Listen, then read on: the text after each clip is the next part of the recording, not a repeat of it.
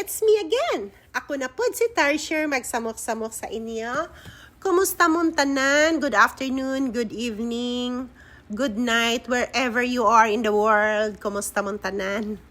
Magsamok-samok na po ko sa inyo. I-share lang nako ang kaganapan karon. So, karon kauban ako ang mga girls kay mag-meet the teachers mi. Kay si Kuya college naman, humanaman si Kuya before mi nang lakaw sa bakasyon na arrange na ang kay Kuyang school. So, ang sa mga gagmay na lang ang duha ka bata.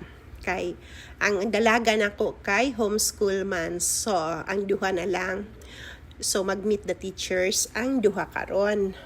So, padung nami sa eskwelahan plus dili man kaayo layo ang eskwelahan sa mga gagmay. Middle school naman si Blue kay 6th grade na unya.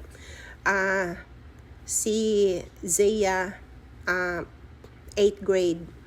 So, pareho pa sila school. Pag high school na lang sila maghiwalay na si Blue og si Zaya. Kay si Zaya sa lain nga school sa high school. Kay kaninga school nila, waman sila high school. Gikan lang sa kindergarten to 8th grade ni nga school. Pero chartered school pod unya. Si Zaya pod sa high school. Amo apo gi-enroll sa chartered school. Unya. Yeah. Dili man nilayo ang school na mo. 5 minutes lang gikan sa bay.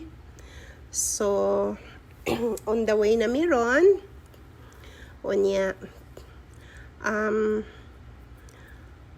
Paghuman of course, paghuman ani, gusto mo kaon og canes. Ang baby, mao'y masunod si Baby Blue. Ang uban niya mga igsoon dili maangay og canes kay gasawa na siguro, pero paborito ni Blue ang canes. So mga dumigs canes pag human sa school. So nakita ninyo ng mga fast food din ha. Mo ni nakanindot sa amo ang lugar, ang amo ang community kay paggawas nimo sa gate na ana din hay daghang pagkaon, naigamay na shopping mall.